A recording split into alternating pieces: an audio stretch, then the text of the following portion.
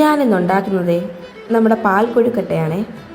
തേങ്ങാപ്പാലിൽ നന്നായിട്ട് വേവിച്ചെടുത്ത നമ്മുടെ പാൽ കൊഴുക്കട്ട. പക്ഷെ ഞാനിന്ന് തേങ്ങാപ്പാലല്ല കേട്ടോ എടുത്തേക്കുന്ന, പാക്കറ്റ് പാലാണ്. ആദ്യം തന്നെ പാക്കറ്റ് പാൽ ഞാൻ തിളപ്പിച്ച് മാറ്റി വെച്ചിട്ടുണ്ട്. പിന്നെ ഒരു പാത്രത്തിൽ കുറച്ച് വെളിച്ചെണ്ണയും ആവശ്യത്തിന് വെള്ളവും ഒഴിച്ച് നന്നായിട്ട് തിളപ്പിക്കാനായിട്ട് വെക്കണം. തിളച്ച് വന്ന വെള്ളത്തിലോട്ട് നമ്മൾ ഉരുട്ടി വെച്ചേക്കുന്ന കൊഴുക്കട്ടയുടെ ഉണ്ടയിട്ട് നന്നായിട്ട് വേവിക്കണം. അതൊന്ന് പകുതി വെന്തതിന് ശേഷം 2 ഏത്തമ്പഴം ചെറുതായിട്ട് അരിഞ്ഞ് അതും കൂടി ചേർക്കണം. പഴവും ഉണ്ടയും കൂടി നന്നായിട്ട് വെന്തതിന് ശേഷം ഒരു നുള്ളു ഉപ്പും ആവശ്യത്തിന് പഞ്ചസാരയും ഇച്ചിരി ഏലക്കപ്പൊടിയും കൂടി ഇട്ട് ഒന്നും കൂടി നന്നായിട്ട് തിളപ്പിച്ചെടുക്കണം.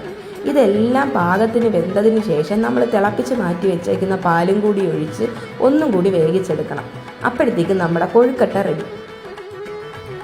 എല്ലാവർക്കും ഈ റെസിപ്പി ഇഷ്ടമായെങ്കിൽ ഒന്ന് ട്രൈ ചെയ്യണം കേട്ടോ. നല്ല രുചികരമായിട്ടുള്ള ആരോഗ്യപരമായിട്ടുള്ള ഒരു കൊഴുക്കട്ടയാണിത്. നിങ്ങൾക്ക് വേണമെങ്കിൽ പഞ്ചസാരയ്ക്ക് പകരം ശർക്കരയോ കരിപ്പൊട്ടിയോ എന്ത് വേണമെങ്കിലും ചേർക്കാം. മധുരമിടാതെയും ഇതുണ്ടാക്കാം. ഏത്തപ്പഴം ഉള്ളത് കൊണ്ട് ചെറിയ മധുരവും ഇതിലുണ്ടാകും. അപ്പോൾ എന്തായാലും ഈ റെസിപ്പി ഇഷ്ടമായെങ്കിൽ എല്ലാവരും ഒന്ന് ട്രൈ ചെയ്യണം കേട്ടോ.